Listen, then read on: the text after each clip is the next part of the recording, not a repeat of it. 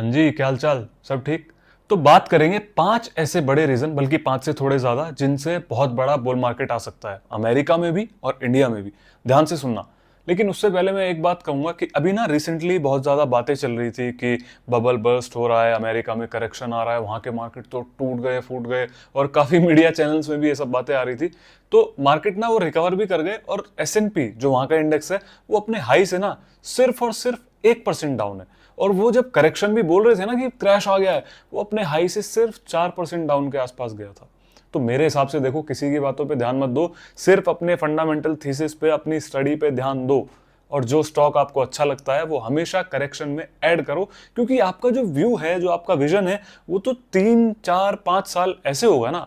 अगर देखो एक महीने, अगर आप ट्रेडर हैं, हाँ, एक हफ्ते की कुछ बात है, तो आप उन सारी बातों पे ध्यान दो। तो चलो अब आते हैं उन रीजंस पे जिनकी वजह से हमें लगता है कि एक बहुत बड़ा बुल मार्केट आ सकता है या आने वाला है। तो इसमें सबसे बड़ा डिसाइडिंग फैक्टर जो होगा वो होगा एक डेट। आप लिख लो पेपर पे, वो डेट है 10 दिसंबर। देखो, दिसंबर में फेड की एक मीटिंग होगी, जो एफओएमसी की मीटिंग बोलते हैं, उसमें डिसाइड होगा कि इंटरेस्ट रेट कट होंगे या नहीं होंगे। अब ये जो करेक्शन आई ना, ये करेक्शन भी इसीलिए आई क्योंकि फेड के कुछ लोगों ने आके बोल दिया कि इंटरेस्ट रेट हम शायद नहीं कट करेंगे, या वो बढ़ाए, मतलब बढ़ाने की बात तो नहीं की थी, उन्होंने बोला कि शायद हम इंटरेस्ट रेट कट नहीं करेंगे, रुकेंगे। तो इस वजह से वो 4-5% का जो आया था करेक्शन, वो इस वजह से आया था, और जापान के कैरी ट्रेड की वजह से। पर लोगों ने उसको लिंक कर लिया एआई बबल से, और पता नहीं किस किस से। देखो, एआई बबल हो सकता है आने वाले टाइम में बने, लेकिन बबल के इंतजार की वजह से अगर हम साइड में बैठे रहें और अपने स्टॉक से पैसे निकाल लें, तो फिर ये जो अपसाइड है, इसका हमें फायदा कैसे मिलेगा? पैसा बनता भी बबल में ही है। अब बबल है या नहीं मुझे तो पता नहीं, लेकिन मुझे इतना पता है कि अमेरिका में प्राइवेट केपेक्स दबा के चल रहा है, और अगर बबल है, एआई स्टॉक्स में है, ओवर वैल्यूड स्टॉक्स में है, तो आप मत लो ना उनको। आप उन्हीं स्टॉक्स को लो जो सस्ते रेट पे मिल रहे हैं, जिनका वैल्यूएशन रीजनेबल है, उनको आप लो। उनको क्यों ले रहे हो?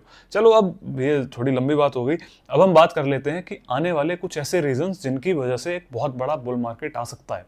अभी लोग बाग नहीं बोल रहे हैं कि बुल मार्केट है, नहीं है, ये बेयर मार्केट है, फलाना ढिकना, लेकिन मुझे जो लगता है मैं बोल रहा हूँ। जैसे मैंने एक हफ्ते पहले भी वीडियो में आके बोला था कि भाई मुझे नहीं लगता कि एआई बबल ये बर्स्ट है, क्रैश है, मुझे ऐसा कुछ नहीं लगता। मैंने बोला, अब मार्केट रिकवर भी कर गया, जैसे आप देख भी सकते हैं। अभी तो खैर ऑडियंस इतनी बड़ी नहीं है जो देखेगी, पर कोई बात नहीं, आने वाले टाइम में ऑडियंस भी बड़ी होगी। तो देखो, जो 5 रीज़न है ना, जो टेलविंड्स हम बोलते हैं, एक तो हमारे पीछे एक गवर्नमेंट का जो शटडाउन था, वो क्लोज हो गया। 43 का सबसे बड़ा था, 43 डेज का सबसे बड़ा शटडाउन था। अभी जनवरी में भी बोल रहे थे कि आ सकता है, लेकिन कुछ बातें ऐसी चल रही हैं, जो अफोर्डेबल केयर एक्ट है यूएस का, उसको एक्सटेंशन अगर मिल गया, जो डेमोक्रेट्स की ना वही एक डिमांड थी, इसी वजह से उन्होंने अपना जो ये गवर्नमेंट का शटडाउन है ये दिया था। मतलब ये शटडाउन होने दिया था इतना बड़ा। तो उसकी अगर बात चल रही है एक्सटेंशन की, तो फिर वो शटडाउन दोबारा भी नहीं आएगा। तो उसके बाद भी सबसे बड़ा जो रीजन है, मतलब सबसे बड़ा जो ट्रिगर है, जो जिससे ये सब बढ़ेगा, वो है फेड का रेट कट।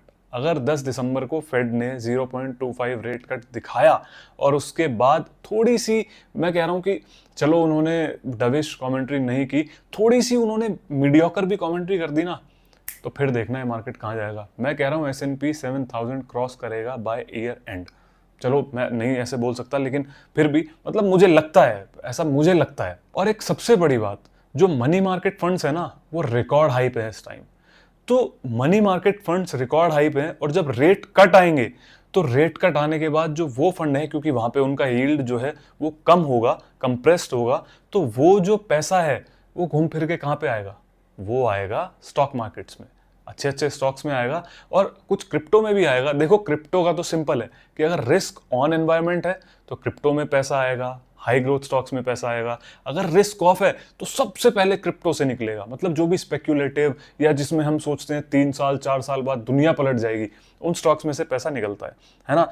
और एक और मैं बहुत अच्छी न्यूज़ आपको बताता हूँ। जो डोनाल्ड ट्रंप है ना, उन्होंने $1 बिलियन के बॉन्ड्स लिए हैं। अब इससे क्या अंदाजा लगता है? इससे ये अंदाजा लगता है कि आने वाले टाइम में वो भी देख रहे हैं कि रेट कट होंगे, क्योंकि रेट कट होंगे, रेट कट होने के बाद बॉन्ड अगर वो लेंगे, तो बॉन्ड यील्ड में उनको कम मिलेगा इंटरेस्ट। अभी इंटरेस्ट उनको ठीक ठाक मिल रहा है। और दो अच्छी खबर जो इस बुल मार्केट को और लंबा खींच सकती है, एक तो यूएस और चाइना का जो टैरिफ है, जो उनकी, एक तो यूएस और चाइना की जो टैरिफ डील है, वो बोल रहे हैं कि क्लोज होने वाली है। और दूसरी, रशिया और यूक्रेन एक पीस एग्रीमेंट पे आने वाले हैं, ये भी न्यूज़ आई है।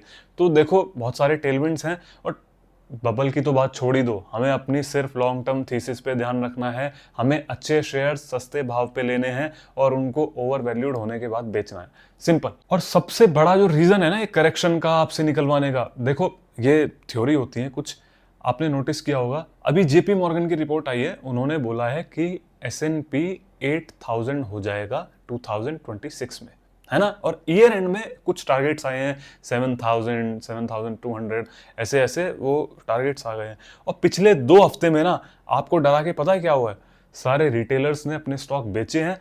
और किन्होंने लिए हैं, इंस्टीट्यूशंस ने, जो इतने टाइम से साइड में बैठे थे। तो ये सब पैनिक क्रिएट कराया जाता है ताकि रिटेल इन्वेस्टर अपना पैसा निकाले, स्टॉक नीचे भाव पे मिले और वो अपने स्टॉक्स को सस्ते में उठाए। और अब देखना, अब सबकी डविश कमेंट्री आएगी, अब सब बुलिश हो जाएंगे और अब सब बोलेंगे पता नहीं क्या है, ये है वो है। तो भाई मैं तो ये बोल रहा हूँ, किसी की बात पे ध्यान मत दो, स्टॉक स्पेसिफिक अप्रोच रखो। अपने स्टॉक्स जो अच्छे रेट पे मिल रहे हैं, अच्छे वैल्यूएशन पे मिल रहे हैं, उन पे ध्यान दो और उनको ही लो। मैंने एक स्टॉक शेयर किया था, मतलब थोड़ा सा उसके बारे में बताया था, ग्रैब, जो मुझे ठीक लगता था। अगर आपको उसमें भी इंटरेस्ट है तो मैं उसके बारे में अच्छी एक डिटेल वीडियो बनाऊंगा। तो आपके मन में कोई भी सवाल है तो कमेंट्स में लिखो, मैं उसका जवाब अच्छे से दूंगा। और किसी की बात पे ध्यान मत दो, सिर्फ अपनी स्टडी पे ध्यान दो। मैं फिर से बोल रहा हूँ, जो आपने स्टॉक लिया है सस्ता, उस पे ध्यान दो।